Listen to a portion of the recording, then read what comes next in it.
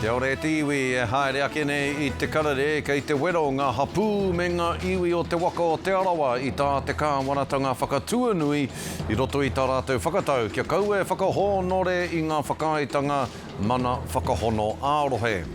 Kei te haere te take e pāna ki te wetonga o te hiko a Transpower I te Tai Tokerau I te tau 2024 ki te kōti teitei. Me Mokotini, he kaupapa e tōpū tahi ai ngā tamariki me ngā mātua o ngā Kōhanga Reo o te Rohe o Tauranga Moana ki te whiriwhiri I te whanaungatanga.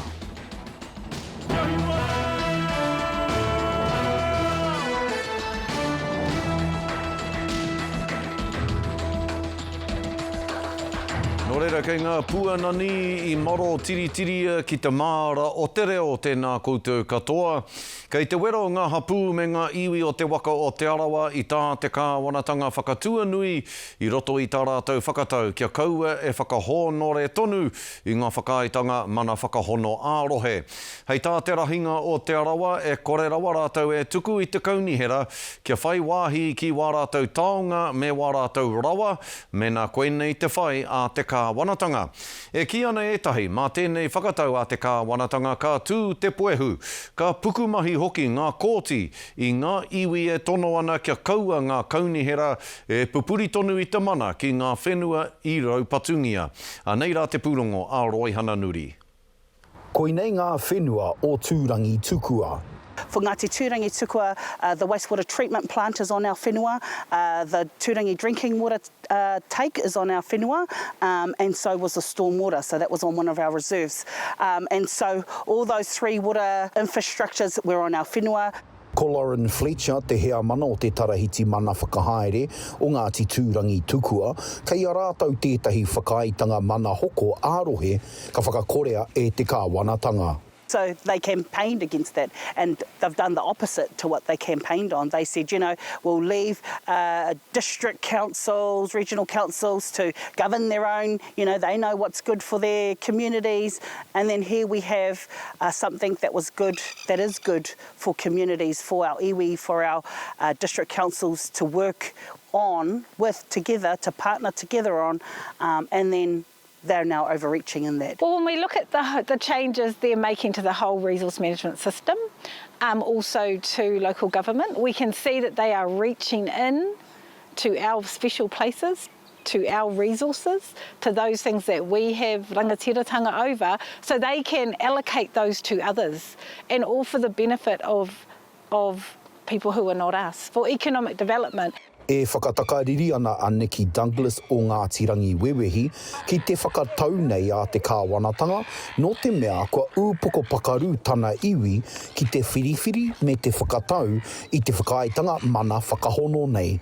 It was actually really useful to start from a place where we were equal to the table. We both had something to offer to the discussion, and working through how would we continue to protect our waters, you know, from the puna out to Kaituna, because Ngāti Rangi Wewehi sit in a number of water catchments. Kei roto I te ingoa, ko te Mana Whakahono. Ko te hono ki Wāhanga nui I ngā kōrero me ngā whakarite a ngā kaunihera. Ara, me te iwi Māori, me perapata ko kōro. Ki te panoni I tērā tuahuatanga I roto I te ture, kāre he hono hono. E whakai ana te mema pāre mata mo te waiariki a Rāwiri Waititi ki ngā nawe o ngā iwi o tōna rohe e pāna ki o rātau whakaaetanga Mana Whakahono. Ko whakaritea tēnei kāwanatanga he pakanga nui. Tō ngā pakanga nui, kei roto I ngā kōti, ka mōhio ko ngā Māori ka whakatungia I ngā taiapa ki te whakakoringia I ngā tuahuatanga pirengi ai te kaunihera te whakahaere. We've seen what 30 years of economic development did to these lakes. And it's taken us 30 years to restore them to where they are now, and there's still another 60 years to go. So I suppose for Tūrangi Tukua, it's now reassessing our standpoint, and it's always been our taonga, our taiao remains the forefront of why we do what we do. And, you know, these decisions for our mokopuna and for our whānau, because this is our whakapapa. Kāore ngā iwi nei e hia kia tahuri o rātou Mana Whakahono hei Mana Whakahoko ke. Rohe nuri, mā au kaha. Tuia ki tēnā pūrongo a hakoa te whakatau a te kāwanatanga kia kore hāhā i a rātou ngā whakaitanga Mana Whakahono a Rohe. E toka tū moana na te kōmiti kāwanarua o Tūrangi, hei tā ngā hea takirua o te kōmiti a te wharau Walker Arawa ko te kahika o taupō John Fennell. Ka ūtonu ki ngā whakaitanga mahitahi ki roto o Tūrangi a hakoa ngā nekeneke hanga o te wā, huri noa i ngā kaunihera o te motu. Hei tā rāua ko te hononga o te Māori ki te hapori o Tūrangi, he hononga pūmau, te tāia e te kāwanatanga, te whakangā ue. Nā, ko tā tātou manuhiri rangatira i tēnei rānei ko te kaiarahi takirua i te pāti Māori a Rawiri Waititi. E te rangatira tēnā koe, mihi ana. Kia ora, Scotty. Kia ora tātou. E hoa, i rongo au i a koe kōrero ana i te pūrongo a Roihana ko ngā whakaitanga whakahono a Rohe nei, i te whakaōkawa nei, i te whai wāhitanga o te Māori ki ngā whakatau a ngā kaunihera mo te taiao. Me Arawa ke hoa, i etahi whakarerekētanga, miniti whakamutunga nei ki te pire e whakahou ana i te ture whakahaere rawa, kua kore e rā whakaitanga. O whakaaro. Ai, ko oku whakaaro mo tēnei kaupapa, te turakitanga a te kāwanatanga ki ngā honotanga ki Wānganui a iwi me ngā kaunihera. He kōheri anu hoto tēnei kāwanatanga ki ngā mahi. Kāroa nei a tātou iwi e mahi ana ki o rātou rohe ake. Anei ke te mate. Tāua nei e Scotty he pepe hato tāua. En koina hoki te raurau nui ka tarea e te iwi Māori, te haria ki te tepu, ki te ata tiaki, ki te ata wherawhera me pehera te tiaki wera tu a huatanga. Ki te kia mai koe, ko ngongo taha te maunga ana, ko roto rua te roto, te moana. Heta, he whakapapa kai roto i te rā tu a huatanga. I tēnei turakitanga a te kāwanatanga, ko motu hia tēnā here. Ko takere haia te waka. E kāre he rangi tā hua mo te whakatika. Ko taino te rangi tā hua kei mua i a tātou, me pōti tēnei kāwanatanga ki waho. Kia tare anu ki tātou te whakatika i ngā honotanga ki Wānganui i te iwi Māori me te krauna. Ko te mate ke o tēnei kāwanatanga, kāroa nei e whakaparahako nei i te Māori, i te tiriti o Waitangi, me o tātou here ki te pepeha kāroa nei tātou e pepeha ai. Pai tō tiki atu i tēnei mea i te pepeha e te rangatira, hei whakatauira atu nō nehe rā o tātou hononga, nō nanahi noi honei nā hononga o te kāwanatanga. Engari e kōrero hononga ana tāua i te whare pāre mate ina nahi. Karere ngā pātai i a koe ki te primia tonu, kei te pēhea te whanaungatanga ki Wainganui te krauna me te Māori e te primia. E ai ki o whakaaro e te primia. Pēhea nei te pakari o te hononga i Wainganui te Māori me te krauna i tēnei wānei. E te rangatira, hea ana whakautu ki o pātai pērā ki aia? Kāre e whakautu. Ko aia kei te kanikani i te pātai e awa hau i tairehi. Ko te mate ke, ko tēnei kāwanatanga i roto i te toru tau. Ona whakaparahakotanga ki ngā tini āhuatanga katoa. Kāroa nei a tātou tīpuna, kāroa nei o tātou iwi Māori e mahi nei kia kaha anu hoki i te me pehera taku kōrero, te arahi i te iwi Māori ki roto i ngā whakahaere a te krauna. Kei raro e putu ana. Koina hoki te mate, koina hoki te ia o taku pātai ki te pirimia. No te mea nāna anu hoki we nā kōrero. Ko whati te taura here, ko whati ngā here ki Wānganui te Māori me te krauna, nā roto i ngā mahi panoni, ngā mahi whakarihariha a tēnei kāwanatanga. Kāroa nei rātou i roto i a oranga tamariki, kei roto i ngā mahi o nā whare here. We rātu ahu ngā mahi prihi mana, te taha ki te hauora, ko aukatingia tātou ki roto i ngā mahi o te hauora. We rātu ahu tanga katoa me te tiriti o Waitangi anu hoki. Nā kai mahi o te motu. Kei reira tonu rātou e whakaparahako nei i ngā tini whātorohanga katoa o te iwi Māori. Nō reira ko te pātai ia ki aia, me pēhera te whakatika i tēnei tu āhuatanga e kore tare i te whakautu. Nō reira ko tāko i te iwi Māori. Koutou e whakarongo mai nā ko tahino te utu ki a tātou. Mere hita ki runga i te rārangi Māori, me puta tātou ki te pōti, kia turaki nei i tēnei kāwanatanga, me whakahokia ko ngā tūru e whitu o te iwi Māori, mā te pāti Māori, ki roto i te whare nei, kia turaki i tēnei kāwanatanga, kia waihanga tia he kāwana hau. Marama pūana e hoa, marama pūana tēnā kōrero. Rehita ki te pōti, ki te rarangi pōti Māori, kia pōti Māori te Māori, marama pūana tēnā kōrero. He iwi toi hoki tātou e te rangatira. Hei tā toi Aotearoa, Creative New Zealand, kei te poro rātou i te hautoru o a rātou kaimahi kia te tuki ai he momo whakahaere hou. Ka raru rānei ngā toi a te Māori i tēnei whakatau nei kia poro ai nei kaimahi ki o whakaaro? Ai, ka tino raru. Ko au tētahi o nā kaimahi tawhito o Creative New Zealand i roto i ngā tauko hipa ake. Ko taku pāhi i tērā taima ko muriwai i hakara.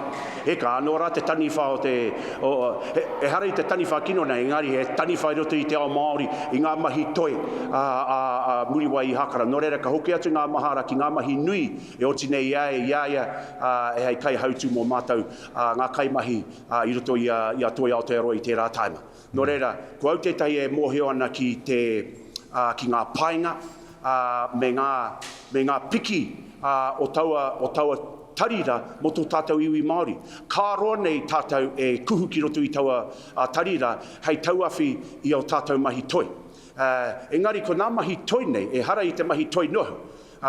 Ko tāte iwi Māori, kā roa nei e mōheo nei tātou, koena hoki te pātaka iri ngā kōrero o tātou mātua tīpuna. Me te mea hoki, ko ngā tangata toi nei, kei a rātau te pai tawhiti mo te aronga o te iwi Māori hei ngā rāe haere ake nei. Nō reira, kia kauaka māta a tātou e meana he mahi toi noho, e kao, kei reire kē ngā tikanga o a tātou mātua tīpuna. Ka tare anō ki tātou te haere te tiki ketu roti te kōrero ngā mātua tīpuna, hei tauawhi i a tātou, i tō tātou tirohanga ki te tātua o te kāhu, me tō tātou aronga ki mua. Koena huki te mahi a te Pākehā i tōna tainga tuatahi mai ki Aotearoa, e ai kia...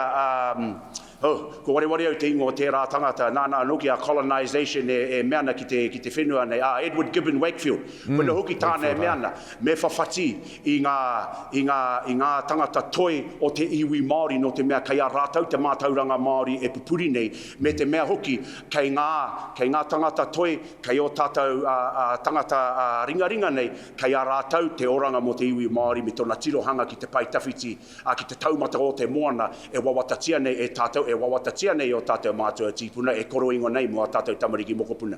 Koena hoki te pai o ngā mahi toi, e koena hoki taku whawhai ki tēnei kāwana tangata turaki i ngā kaimahi no te mea, ko te Māori ka hinga i roto i ngā tuāhuatanga pēni. Ka mau te wehi e hoa, ka mau te wehi o ngā kōrero i tēnei rā, e mihi ana ki a koe.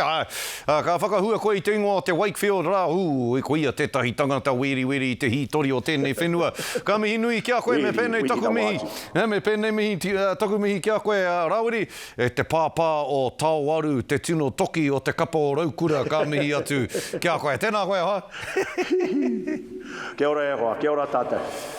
Ka te tiwi, kei te haere te take e pāna ki te wetonga o te hikoa Transpower i te Tai Tokerau i te tau 2024 ki te kōti teitei. Ko ngā iwi hoki e tautoko ana i te kēhi kia Transpower, me te rōpū e noho kirimana ana ki a rātou me o maksum. Hei tā ngā iwi, i raru nui ngā pakihi Māori, e tika ana kia pare matahi a rātou. Hei tā Harry Burkhardt o Ngāti Kuri, kai arahi pakihi hoki, rāwatahi ko kahurangi Neida Glavish o Ngāti Whātua, kua tuhi kōrero tautoko rātou i te wero kia Transpower. Kia mōhio i tātou, ina he koe whakatikangia. Koe e tēnā, i wharai wetahi tāngata i tō he. Whakatikangia kia kauano e he atu a muri hoake whara ngā tangata. Te nuinga o te hunga i roto o te Tai Tokerau. Tata ki te ruatau, kua hipa i te hingatanga o tētahi o ngā pou hikoa o Transpower. I hinga ki tētahi wāhi e tata ana ki te marae o kahurangi neira, ara kia puatahi i te kaipara e hiara ngā pakihi 20 mano me ngā kāinga ko tahirau e 80 mano e hiko kore ana. I āhua noho mataku mātou mo te wā poto i te mea hakarongi ana mātou mena ka takatu anō te tahi ke atu. Koe e tēnā, e hari ana ki hai, engari, i pā te āhuatanga o te marae ki hai tai e mātou te manaaki wā mātou manuhiri. Nā, ka tīmata te hui whakawā tuatahi e pāna ki te wetonga o te hiko a Transpower ki te kōti teitei a pōpō. Ka tie tiwi hei muri ake i ngā whakatairanga, ka tirohia te kaupapa e kia ne ko Mokotini, he kaupapa e tōpū tahi ai ngā tamariki me ngā mātua o ngā kōhanga reo o te Rohe o Tauranga Moana, ki te whiriwhiri i te whanaungatanga.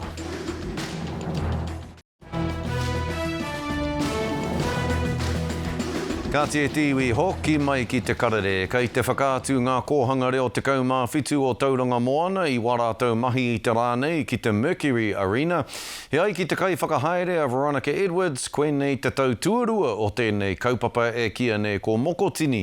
He kaupapa e tōpū tahi ai ngā tamariki me ngā mātua o ngā kōhanga reo o te Rohe ki te whiriwhiri i te whanaungatanga. Kia rena, kia whena.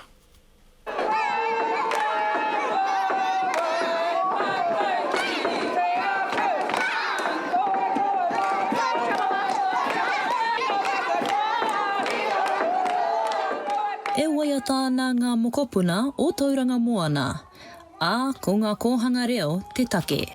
O he rawe tikite i ngā tamariki, te whakanui a rātou, ngā kōhanga anō, me te uringa mai o ngā whānau. E koa ana tēnei māma a te inu wai Nicholson, te taitahi mai me tana tama, me tana kōhanga ki tēnei kaupapa hākoakoa e whakanui ana i ngā tamariki mokopuna. Ka uru mai ngā whānau katoa ki te akiaki i ngā mokopuna i ngā rangatira moapopo. E rua aku pipi e haere ana ki te kōhanga reo o te ākau. Ko te rirunga nui Roberts tēnei. Te pōtiki o tō mātou whānau ko kaiatea o te kōpū, Roberts kei te kāinga ia. Māwiwi tonu ana ni. Koenei tō mātou tauarua, engari e roto e ngā enei tau e rua kua panoni ngā kaimahi, no reira te nuinga o ngā mātou kaimahi, he kaimahi hou. Ko whaia Mina Haura, te kaiako matua o te kōhanga reo o te ākau ki Pāpāmoa, hei tāna kia whakanui ngā kōhanga me ngā taira ka tika. Pēnei tōku āhua ko pēnei te akiaki i a mātou tamariki, kia pai te hanga o te taera, o ngā taera. Kia ki te whānuitia, koenei te hua o te kōhanga reo, koenei te tahi o ngā tino pānga o tō mātou kōhanga, ka pēnei te āhua i ngā makatoa. I nā peke mena heke kai roto tonu, ka tū tonu tō tātou kaupapa. Aha ko te huringa o te wā, aha ko nā pēhitanga rungi a mātou, wetehi taima. Ia tau, e tū ana ngā mokopuna me ngā pepi o ngā kōhanga reo o Tauranga Moana. Ki te haka, ki te waiata, ki te poi, me te whakangahau, i ngā tini whānau ka tai ātinana mai i konei ki tō rātou momokaupapa o Mokotini. Haka me te piki te taha, hiko ki te taha matau, kia ora! Kia ora! Nā tērā tuau, e kaha nōna te whakapaipai a rātou katoa. He rawe. Haere mai ki te titiro, eina kei te rapu kōhanga koe. Ko taku aki-akitanga, he haere mai, tuatahi haere mai ki te kōrero. Whioi, kei te ora tonu te kaupapa matua o ngā kōhanga reo o Tauranga Moana. Mai o hapānapa, mā aukaha. Ko tā matariki he tohu i te tīmatanga hou, engari tērā tētahi mahinga toi Māori ki te whakāturanga o te whakatāne A Light Show, e whakapātari ana i ngā whakaaro o te hapori kia mautonu ki ngā kōrero o Nehera. Anei rā a te o Kiwa McLean. Mā ngā raiti koe e kukume, mā ngā kōrero koe e kawe ki tua. Mai rā no te kaupapa o matariki tērā te marama o pīpiri. Te he whakapiripiri, whakatata i a tātou, kai roto tātou ki i te mātautau, i a makariri, i a hukapapa. E rā mō āhuatana. Tērā, koe nei te āhuatana o te ahi tahu, te ahi kōmau. E hara noa i te whakāturanga mō matariki. He whakāturanga toi e uiana i ngā pātai papatoi ake, kaore hoki e huna i te kōrero pono. He whakaatu ki te āhuatana o te whakatako tō kōrero, he kōrero pakapapa, i nā mahi, i mahia, e nai tātou. Te taia te whakawehe i te hītori o te iwi Māori ki nā mahi o te matariki. Ara te kōrero kei roto i te pauri te māramatanga e whiti ana. Ko ngā rama me te oro tērā e hoki ko muri ai a mahara ki te wāhi whakamanuhiri tia te karauna ki rua toki mō ngā take raupatu. Te whakanāhau i te matariki ki te wareware noa i nā mahia i nā tāmitana kua pā ki a tātou te iwi Māori. E noho kotahi ana e rā mea e rua. He whakatairanga i ngā pēhitanga o mua e mātua mōhio ai te marea ki te ahunga o te ao o moho Anei. I te mea he nako, he wairua, he akorana i roto i era o ngā kōrero. He huarahi anō e kura mahora tia ai ngā kura huna ki te rea nā whakatipu. Wera toru te kautau maho kenei nei, miria kenei nā, e te tino iti no te hune e mōhi ana ki tēnei kaupapa. Nai anei, au e hoa, kei te haruru te ao. Wei, hara rei anō hoki mō matariki. Ko ngā raiti o waho te kaitō i te tūmata nui, ko ngā kura toi o ātea te kai kukume i te tūmata iti. Ko te tūmanako i tēnei, ki te hari tēnei Wenerei mahi ki Rānana, ki New York. Kaua noi hoi te ahunga o tūhoi, he ngari te ahunga o te toi Māori. E tiro whānui ana mātau, tērā hei whakahui i a nai tātou. Ia tātou ki roto i a mātātua, tāwharau ti a mātātua, ki roto ki a tātou te moana nui a kiwa, tāwharau ti a tātou te moana nui a kiwa. Nā te mea no reira o tātou nā whanauna, o tātou nā tīpuna, a tānea tua mā, tōroa mā. Horekau e tahi kura ki roto i nā tāone iti. Rohe, ko tētahi o ku tino wawata, o ku tino mānako, kia whai wāhi te hāpuri nei, kia noho mai nā uri e hiana te whai i te ara o te auaha ki roto i a whakatāne. Ko te whera te tātau o te whare nei nā mo e rā momo āhua tāna katoa. Ko te whakakitenga nui o te whakaaturanga o te ahi a matariki, he āta te tiro ki tua i te paerangi, kei reira hoki te pono me te tūturutanga, e wheriko mai rā. Te o Kiba McLean, Pukaia. Nā, he whakatā poto, kātahi ka whakamutumutu haere a te karere mo tēnei rā. Wenerei tiwi, nā te pā rekareka o ngā kōrero i te rāne, kua pau te wā ki a tātou. Kia ora tātou, katoa.